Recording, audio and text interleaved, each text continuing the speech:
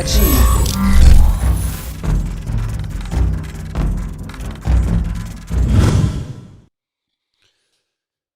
everybody. Welcome to Studio Day Heffrey. On a sad day, it's a sad Cowboys day for me. Here I thought Jerry was my analytical godfather. It was all a sham. A2, Jerry? Jerry Jones this morning, I used the rewind feature on the radio.com app to make sure I heard it all with Sean and RJ on 105.3 The Fan, and they asked him about old Jason Garrett and the use of analytics, and he was like, yeah, that's up to Jason. But then Jerry said, I happen to agree with him. The analytics aspect of it is a history of how these decisions have worked out. That's probably good to know.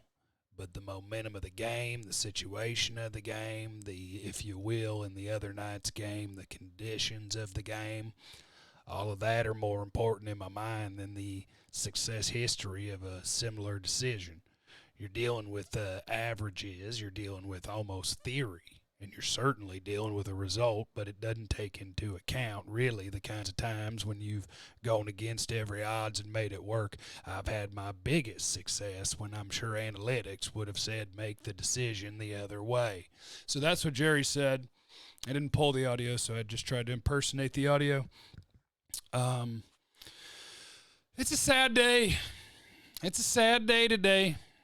Godfather Jerry thought he was my analytical homie. Thought we were rocking together. My biggest problem here isn't, Stomp, you can't play with the pig that squeaks while I'm doing the video. Chill out down there. So the biggest problem, obviously, with what Jerry is saying here is not that he's saying, hey, I've made decisions that the numbers would say I shouldn't have and it's worked out. Sure. You can make all sorts of decisions. You can go against the analytics. You could say, listen, 4th and 7 it's an average and it doesn't factor in that we're playing in the rain and wind against New England, and our odds to convert would obviously be lower than what the numbers say. I don't care if you go against the numbers. I really don't. I don't mind if you take the numbers and then afterwards you say, well, we had a 20-something% chance to convert, but obviously in the road and these elements, it was going to be tougher than what the numbers would tell you, so we opted to take the points. And those explanations are totally fine. They're totally fine. But to intentionally not arm yourself with the information during the game is asinine. And I just don't understand it. It's insane. It's flipping insane. So now the new hope, if you're a Cowboy fan, is that whatever the next coach is, because Garrett's done, it's just a matter of either losing this week and him getting canned or making it to the end of the season when he gets canned. He's gone. I think he knows he's gone. Jerry knows he's gone. This thing's over. So we just have to hope that the next coach is more insistent. Why have a department? They have an analytics department. Why? You don't care what information they have. You don't care. You said the coach doesn't want it during the game, and I agree, because the averages don't matter to us because we're different. Why have the department?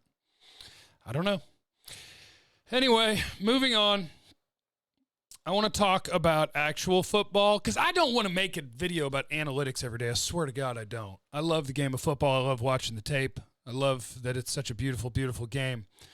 And one of the more interesting things going on with the Cowboys right now is Amari Cooper, and the fact that Mike Bassick, I think, was the first guy I saw bring it up, and now it's become kind of a national story. What's going on with Amari Cooper that at home he averages 120 or 130 or 140 yards a game, and on the road he averages 40 yards a game, and what's going on there? And I wanted to point this out. Sometimes the answer in football is Garrett got asked about it this morning, those splits, and he basically said, I don't know, Amari Cooper's an awesome player, and I totally agree with that. And my answer is also, Amari Cooper's outstanding. I guess my assumption is just that's a small sample size. I'm open to theories in the comments if you have a theory on what happens between home and road games, because he's a receiver. He's going to run that stomp. I swear if you keep playing with that pig. He's a receiver. He's going to run his route against the guy that's covering him, and if the ball comes, he's generally going to catch it, and that's that, right? So what could possibly be so different on the road from at home? And my answer is I haven't a flippin' clue. But he's going to have another challenge this week, depending on how you line up. I have not. I'm going to start right after this video. I'm going to watch a couple of Buffalo games on defense to get a handle on. I know they have a good defense. But Tre'Davious White, I don't think that he's a follow the number one receiver guy, but I'll have to double check that. He's a really good player. So you could have another challenge here. It'll be a home game, so I guess he'll go for 140 yards. And that'll be that. But that's just, to me, that's just the mystery of football. And sometimes the fact that you play 16, which means 8 at home and 8 on the road, can make for some weird splits. But I don't think, like the next Cowboys road game, will I pick Amari Cooper to go 4 catches for 38 yards because that's his average? Absolutely not. I expect him to have 80 to 100 yards. That's what I expect every game. So, like, I'm not going to buy into that there's some magical thing happening on the road where Amari Cooper can't get the job done. I'm just going to go, it's weird. I don't know. All right, guys. Sorry this morning. I just wanted to get out my A2, Jerry? What was the Brutus thing? A2? Whatever. And I got it out. Lock it in with us, 2 to 7 today. We'll be getting you ready. We're on to Buffalo. Eyes forward, everybody. Eyes forward. Make sure you're subscribed to the YouTube page. You're checking 1053thefan.com every day. Love you guys.